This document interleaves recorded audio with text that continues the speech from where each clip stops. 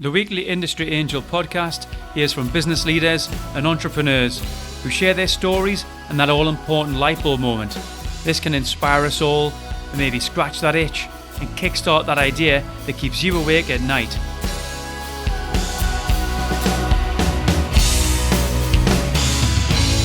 Welcome to episode 52 of the Industry Angel. Thanks for your comments on the last episode with Jeff Ram. I'm glad we didn't get too much into Geordie banter. Speaking of banter though, Carl Buckley said we need to work on our comedy routine. Thanks very much, Carl. Don't worry, we won't be featuring on a stage near you soon. Although you will be seeing my ugly mug a bit more because you guys have requested some video and streaming. So as I speak, we're recording this, it'll probably go through YouTube. So if you're watching this on YouTube, maybe via LinkedIn, thanks for watching. Let me know how you found it. Let me know your comments. Let me know if you wanted to do it again. What we got? Well done, Russell Mills. Russell won our 90 Days to Profit competition from episode 49 with Steve Shoulder. Well done, Russell. You'll smash 90 Days to Profit. Let me know how you find it. What else we got? Marketing questions you guys have been asking about. It's about lead gen essentially. You've probably heard me talking on social media and on this show about relationships. I'm going to go again. I'm not talking a rant, no. So we've got to stop with the broadcasting. So your audience, you and I, we don't go on social media channels to be sold at.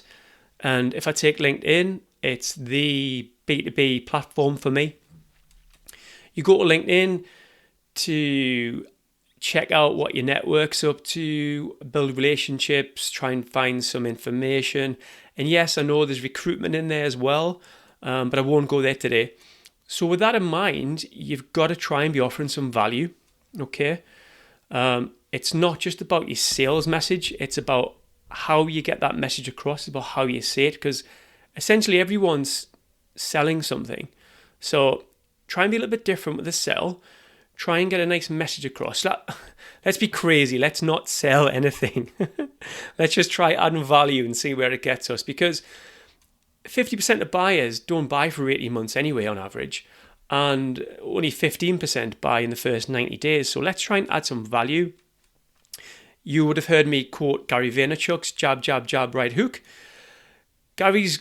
What Gary means by that is that you've got to kind of offer value, resonate with them, ask if you can help them before you go in for the big ask. And it's not a sell, okay? It's the ask. So in a triple jump, there's a hop, step, and a jump. So don't jump, dive in. I'm going to go on to the rant here. I'm going to go on about connections on LinkedIn, okay? We all dislike the standard, hi Ian, I'd like to connect with you on LinkedIn. Okay, I know it's easy to press that button and do it, but try and make sure that you add the note, okay? And the note's got to be something why you want to connect with them. Now, this is going to take some time, okay? But you've got to try and tell that person why you want to connect with them and why, okay? So basically, that's what I think. Look at their activity. What have they been up to? What articles have they wrote? Read the articles on their experience when buying X, their top 10 tips on how to do whatever. Tell them it resonated with you. Point some things out to them. Hit their Twitter feed. Tell them that they have had a similar experience and maybe we should connect. We've got something in common. Would like to hook up later on if it's fine. You know, that's what we need to do. So no broadcasting. Let's stop collaborating. Listen, I'm all over this mantra lately, aren't I? And in terms of that collaboration, you've also asked me about engagement on your social platforms. And you email me and ask, and then I check out you guys, right? Secret squirrel. I'll have a look. And your activity, like if it's LinkedIn, for instance, is pretty low. So you want people to engage with you, but you're not engaging with them, and that doesn't work like that. You know, karma just does not work. So you've got to be stopping the thumb scrolling, hold off, take a look, see what the comment is about, see what the post's about, take some time out, read it, okay? if you're having a sneaky 5 minutes on LinkedIn here, it's not sneaky anymore. This is how we do things. This is how relationships are made up. So say at the gaffer, look, I'm going to spend, every so often jumping in LinkedIn. I've got to keep relationships going. It's a slow burn. Jump in and tell them that you love their stuff. Okay, comment on it. Why you liked it. Maybe share it. Tell them you've had a similar experience, and just try and add a little bit of value to that person's post. It is good karma. You'll build that relationship up, and I'm sure next time you post something, then they'll maybe do the same and take a look what you've got to offer. So, what we're ranting about: no broadcasting, personal notes, get engaging on social to be interesting and get engaged. Okay, right, let's get back on with the podcast episode. Video watchers, if this has been good for you, tell me all about it. Remember, be engaging. Head over to industryangel.com if you want to listen to the podcast, which we'll get back on with right now. Today we have a young entrepreneur from Orlando, Florida. Welcome to the show, Conor Gillivan. Awesome. Thank you for having me on today, Ian. Excellent. Well, thanks for reaching out, Conor, because I know you found the show and you thought you'd be a great fit to share your journey so far with some of our listeners who, as you know, are aspiring or established entrepreneurs. Absolutely. Yeah, I've been kind of on a little quest here over the past couple months just to reach out and find other podcasts where people are trying to learn about growing their businesses and kind of share my story and give some insights. Brilliant. That's very kind, because that could be your calling now, Conor. I know you're still a young man though. What, you're 27 now? Or? Yeah, just 27 years old now. Been doing entrepreneurship though for about 7 years, so it's something that I've grown to love. Brilliant. So I'm guessing that started back in the college dorm room? Yeah, exactly. I ran into my first opportunity to start a business while I was still just about in my second year while studying economics and math. And I ran into another individual in the business school who is actually my business partner today still. And he was starting to sell textbooks on the Amazon marketplace. And this was, like I said, about 7 years ago, 2009, 2010, while Amazon was just starting to really become a big marketplace for products outside of books. And so he asked me if I was interested in, starting to buy these textbooks back from students and selling them for a little bit of a higher price on Amazon to see what we can make happen. And I'd always been looking for an opportunity to dive into it. And I was always trying to stay away from going into a corporate internship or, getting a job after school. I always had that passion for building my own business and making something happen. And that was how it really got off the floor. I started working with him. We started buying textbooks. We started selling them. We started learning about the Amazon marketplace.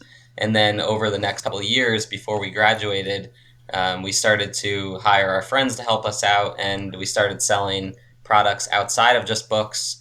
And we followed Amazon into other product categories like baby products and toys and those goods that are really targeting the moms and dads that were starting to shop online. What did you do, Conor? Did you import them from China and to sell them on at a markup? So we actually were working with distributors and manufacturers located in the United States. So we would find people who were making products that we wanted to sell on Amazon. We would reach out to their wholesale department usually and try to tell them or explain the relationship that we wanted to set up. So we were working with these suppliers through dropship relationships. So this is a special type of wholesale relationship where you as the person selling the good don't actually ever touch the product. You just receive permission from that supplier to list it online. For us, we were specifically doing it on Amazon. And then as we received sales from customers, we would tell the supplier the information about the order, so the product that the customer wanted, the shipping address of the customer, and then they would take that product and ship it out to the customer. So we never actually touched the product.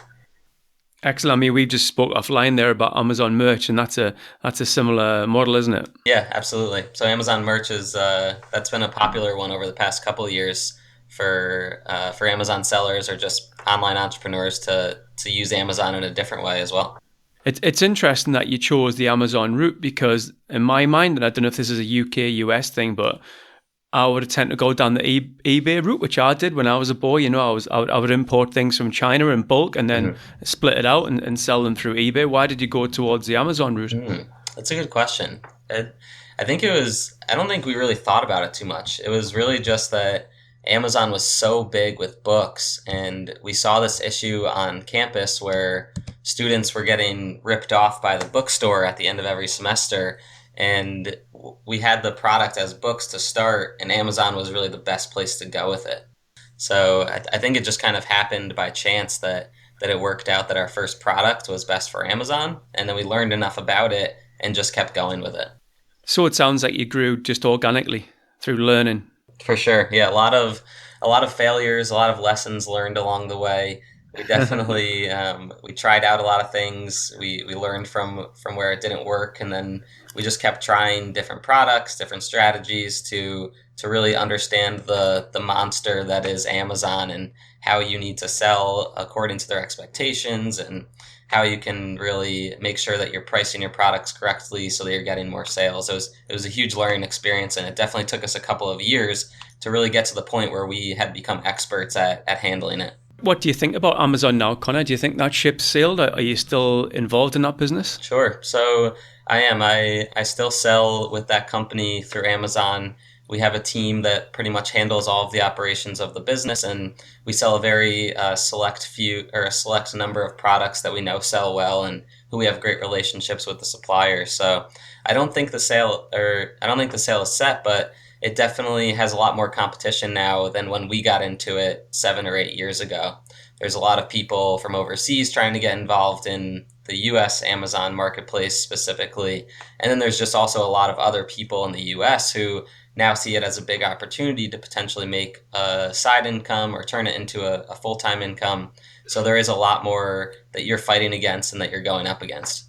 So is that the business that you run now, Connor, or have you moved on into another area? So I continue to run that one. That one's called Portlight. That was the first business that I started in college that we've been talking about. But the majority of my time is now spent on a company called FreeUp, which was it was kind of an idea that sprouted out of the experiences that we had with Portlight.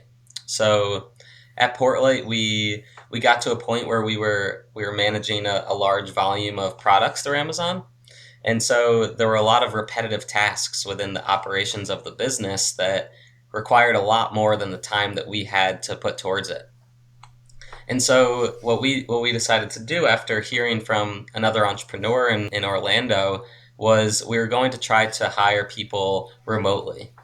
So we heard about what used to be Odesk and elance.com and now is Upwork. So this big hiring platform where you can go and post jobs and hire people to help you with your business tasks. So we went on there and like I was telling you before, we failed a lot at first. We followed the dollar sign at first. We saw that we could hire someone for $3 an hour, and we went after it. And then we learned that those people might not be the best for the jobs that we had. They might not be the most reliable. And so we went through this process for about a year of hiring freelancers and inputting them into our team and really figuring out who was the best and what interview processes worked the best. And after about 2 or 3 years of using these freelancers to help run our Amazon business, we were starting to become extremely frustrated with Upwork and other online hiring platforms. And we thought that we wanted to create a better solution that was a little bit more hands-on and that also made sure that all the workers were reliable and pre-vetted. And so that's what FreeUp is, and that's where I spend most of my time now. We're an online hiring platform that's specialized for e-commerce businesses where entrepreneurs and business owners can easily come, request the worker that they need. We'll go ahead and introduce them to someone within our network that we've already pre-vetted and tested, and then they can hire them, pay them through our network, and have a good hands-on experience where they can speak with us about problems or ask us more about hiring needs that they have. It was interesting, Conor, you mentioned that you would interview some of these, I don't know, are they remote, Conor? Some of these people that work for you, they're not in your town, they could be another country? Yeah, so for both companies, our entire staff is remote. So they We have a good amount of people who are in the U.S. but just remote, so they're not in the same area as us. And then another larger majority of the freelancers that we have are in the Philippines. They have a really huge freelance pretty much industry there where people do a lot of outsourcing for other countries. And then there's another section of people that are located just in different areas of the world. Yeah, you're right. The Philippines is very large for virtual assistants, and I know we've had a past guest on who does something similar to what you're doing actually. Cool. And it works really well. So what sort of roles would you see? Would you term them as virtual assistants, Connor? Yeah, it's definitely virtual assistants, and then they Yeah. have their own specialized skill sets pretty much. So I think VA has become a pretty common term for anyone who is a remote freelancer. So we have all these different VAs that then split into their specialized skill sets, whether it be, someone that can help you with your Google AdWords, or maybe it's someone that you need to help you fulfill orders for your e-commerce business, or it can be someone that's helping you develop your website. So there's a wide variety of skill sets that kind of all fall into that VA term. And how old is this business, Connor? We've been running this business since the fall of 2015, so almost 2 years old. All right. So how's things going, and how's the turnover looking? Is it on target? Yeah, things are going great. It's actually picked up really well over this past 1.5 years.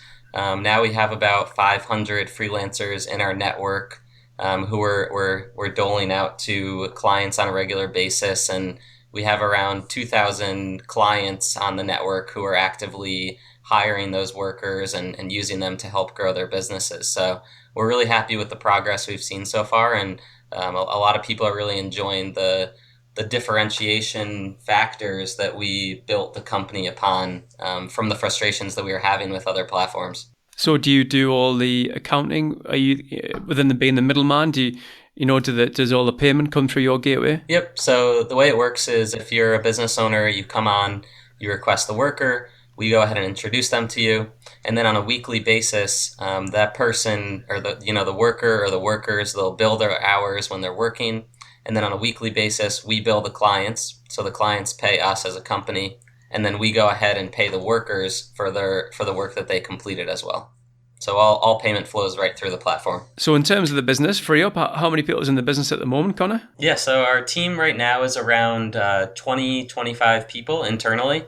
And those people aren't necessarily full-time. Some of them are. But some of them, again, they're specialized within certain aspects of growing the business, and so they might be on more of a part-time basis, but it's around 20 to 25 people now.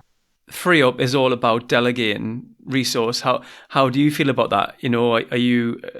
Was it a bit of a struggle to be able to delegate and grow the business and not be a control freak over Definitely. things? And I think that's one of the biggest struggles most entrepreneurs run into at some point in their entrepreneurial journey is they reach a point or this critical, point where there's too many things on their plate, but they also know that they can probably do it at the highest level. So it's extremely hard for them to pass it off to someone. Yeah. And I definitely ran into that too. That was a big struggle of mine when we were building our first business.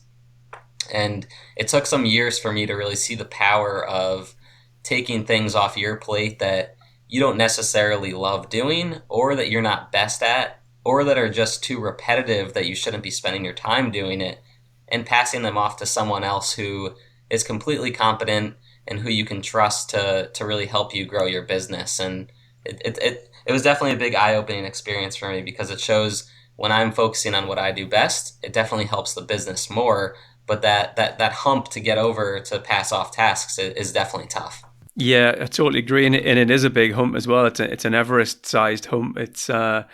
It's certainly something you've got to work at. You mentioned we. Was that royal we, Connor, or are you in business with somebody who you can actually share this hump with? Yeah, of course. So when I say we, I'm referring to Nathan Hirsch. So he's my business partner.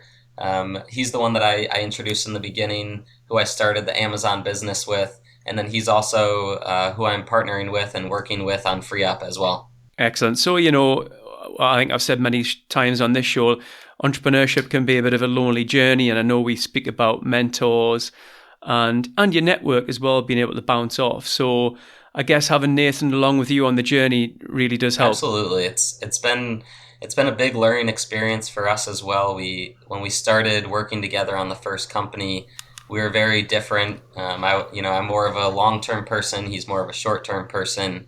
I really value content and the different relationship building and marketing, while he's more about the sales and the actual products and the pricing of everything. So we definitely clashed a lot when we were first working together, but it allowed us to grow together, to learn together, and we've really developed a great business relationship where we're able to separate our specialties and allow each other to run those aspects of the business, but then also come together to make major decisions and really push both of our teams forward. So it's definitely been a blessing to have each other along the journey. So when you say clashing, was that in the early days? What, did you kick his ass? No, it never got to fists, but there were a lot of argument, a lot of yelling, a lot of days or times where it was just like you had to stay away from each other because there was some sort of frustration about a decision that had to be made.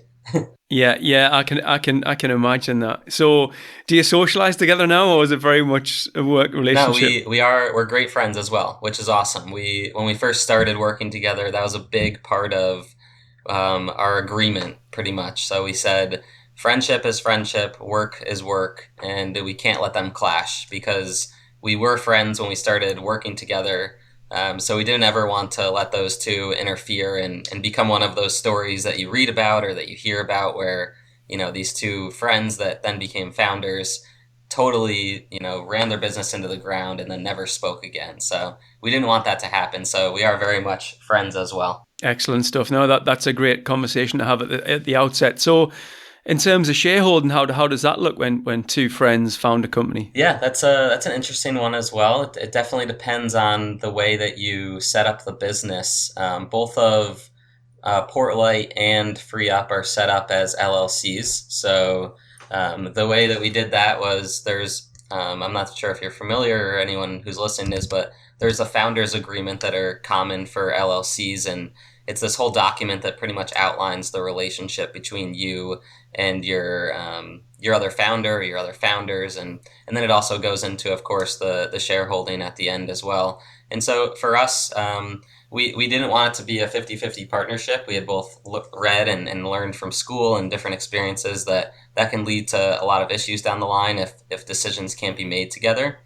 So we have it set up where one does have a slight majority over the other, so that in serious situations there can be a decision made without there being issues or arbitration if it really got bad. Yeah, that's great that you've actually thought that through. Sometimes you see businesses that have launched many years ago and grew organically and got to a point now and they actually don't have all that in place. Yeah, that's tough. We've definitely run into that before, and I think it comes back to we had a few great mentors when we were getting started that really pushed that upon us and made sure that we got that stuff set up. If it wasn't for them, I'm not sure if we would have taken the time to read through everything and really learn all about it, because it's definitely one of those things you don't think about when you're just trying to get a business off the ground. You're dead right, and you bring up a great topic, Connor. So in terms of mentors, how do you find a mentor? We've asked this question before on the show. How do you go about finding a mentor? Do you use your network? So I can give a good story for this. When I first moved down to Orlando, and this was around 2012, I was, we were coming into a new city where we didn't really know many people, and I was kind of on this mission to meet and network with as many people as possible.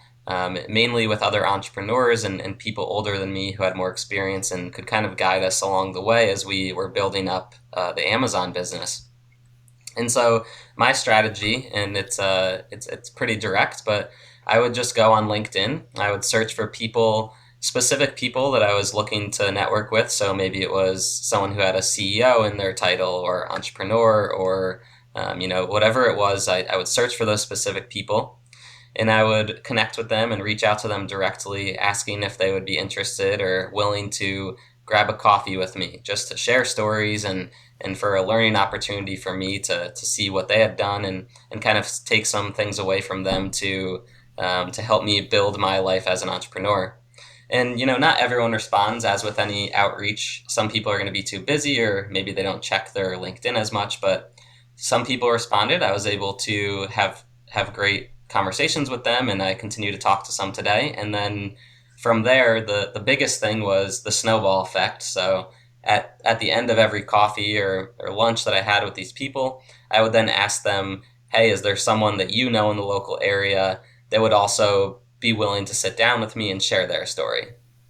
And so when I started asking that question, that was what really led me into some of the people that I've kept best in touch with, and I have a group of maybe 4 to 5 people now who I go to and I meet up with on a monthly basis for advice and just for sharing stories about entrepreneurship. So I definitely encourage people to go out there and be a little bit vulnerable at first to meet people that could be a great mentor for you. It's a great story. So how many mentors did you say you worked with? Right now I have about 4 or 5 that I'm pretty close with and that I could go to if I had any business issues, and who I continue to meet up with on a, monthly or bi-monthly basis. Just to confirm, you didn't know them at all. You just reached out so to them? I did not know these people at all, when I first met them. Some of them may have been connections from someone I had reached out to, or they were just people that I had directly reached out to, and it eventually led to a relationship. And I think the way to keep it going was I would, after meeting with anyone, I would always send a thank you follow-up email saying, this is great, I learned this. I would love to keep in touch and continue to build our relationship. And then a month or 2 later, I would just reach back out and say, hey, you want to, grab another lunch? And of course, I would treat them and kind of make it a cool opportunity for them to mentor someone. So it's all about, continuing that chain of conversations. What a shame we're typically British, and I think reaching out's probably not something that we do as well as you guys. Yeah, definitely. I tell some people that I do this, and they're like, "You're crazy! Like, why would you do that?" Or that's a little scary. They would say, What is the culture, Connor? I mean, you've mentioned mentors. Do you guys use business coaches a lot? The reason I ask is I spoke to someone recently in the States, and I think their investors stipulated that they must have a business coach. Yeah, I think a lot do. Definitely. It's definitely encouraged within entrepreneurship here, especially as you're getting started and learning. I think, like you said, investors definitely want to see it so that they know that there's someone more senior on the team that's kind of guiding the decisions and helping younger entrepreneurs take things to the next level. And then I think also just as younger entrepreneurs, you're encouraged by probably the media and other entrepreneurs that you should have someone that's done it before, that's been through the ups and downs, and that can be there for you when you're going through the toughest times. So thinking about your business at the moment and how it's split between you and Nathan, would you ever think about taking a non-exec director or somebody else to join the board with you? We haven't thought about it recently. But it's all about the timing for the business and the person that would be interested in joining, right? So we have a pretty good team right now with Nate and I in terms of our skill sets. But if when we reach a critical point where we needed someone else with expertise outside of ours, maybe when you're scaling a little bit of a larger business that we haven't had experience with yet, I think we would definitely consider trying to find someone who could come on and coach us and meet with us and talk with us about the different growth initiatives that we're going through. It's so interesting hearing from a young man such as yourself who's starting out. But you wrote a book though, eh? Absolutely. That was a big project that I started just a little bit over a year ago. It's all about these experiences we've been talking about and the ups and downs that we went through. So the book is titled FreeUp Your Business, 50 Secrets to Bootstrap Million Dollar Companies. And it's all about these 50 lessons we've learned, within, financials, leadership, building teams, talking to customers, and, prioritizing your time. And it's everything that Nate and I learned together and really, that really makes up our business philosophy and how we build our businesses. So it was a big piece of content, a lot of effort to put it together and get it out there to the market. But it's been a great move for the business and more content that we can offer to our community, and then also just to other entrepreneurs who are looking to build their business. What was the driver behind the book, Conor? Was it to leave your clients with some content as opposed to, maybe the usual, here's our website, here's our case study? Was it something you could leave with them? It was twofold. It was definitely one for the clients and then also our workers, our community, just to give them a greater insight into who Nate and I are as entrepreneurs and business owners, to give them a little bit more background there and give them more advice on how they can delegate and build their own team. And then the other half of it was just sharing our story as well. So the book, it shares these 50 lessons, and then with each lesson, it shares a story from our entrepreneurial journey. And so if you're reading it, it kind of walks you through, here's the definition of how you can bootstrap a company. And then here's an interesting story from how we did it when we were in college. So it can be a good book for younger entrepreneurs who are just looking to get their feet wet and really get some confidence behind them to go out and build their own business. So have you wrote it in a sort of coffee, table kind of book where you can just pick it up and put it down? Could it be a coffee book? Yeah, like a coffee table kind of book. What I mean by that is you can just pick it up and pick it down. So if there's 50 lessons in there, could you just skip to number 37 and think, yeah, this is applicable today. I really want to know about, do I need a premises or do I work remotely, whatever. It is a book like that. It doesn't, you could start on secret number 49 and it could work out perfectly. And like you said, if you wanted a specific topic, you could go right to that and learn from that part of the book. You did a marketing trick there, Conor. Yeah. You called it a secret. Now We're intrigued, want to buy the book. Cool. So, Conor, I've really enjoyed hearing your journey. Is there anything else you'd like to leave us with? Any tips for our listeners? Maybe some of those 50 that you just mentioned? Yeah, I think the biggest thing for anyone to take away from today is to really look at your business, look at your journey as an entrepreneur, and see if there are ways that you can take some things off your plate and pass them off to another intelligent, reliable person that could help you grow your business. So like we were talking about earlier, it's definitely one of the biggest hurdles to get over when you're first growing your business. But there's a pretty easy way, a pretty easy process that you can get started, and that's kind of what I'll end this out on. I'll share this process that we have. So the first thing that you want to do is you just want to sit down and you can use a piece of paper if you'd like, or if you're more of a computer person, pull up a notepad and go ahead and just write down every single task that you personally work on a day-to-day or a weekly basis. So you're just going to go through everything. It can be, answering emails specific to, let's say, an e-commerce business. You're fulfilling orders, you're talking to customers, you're making sure inventory is in stock. You're doing all these things on a daily basis. Go ahead and write all those down. And then the second step is to take those and order them, put at the top the ones that are the most repetitive. So the ones that you spend your time on that are just, clicking around and are very repetitive. And then also put at the top the ones that you really don't enjoy doing. So if there's tasks within your business that you just hate, put those at the top as well.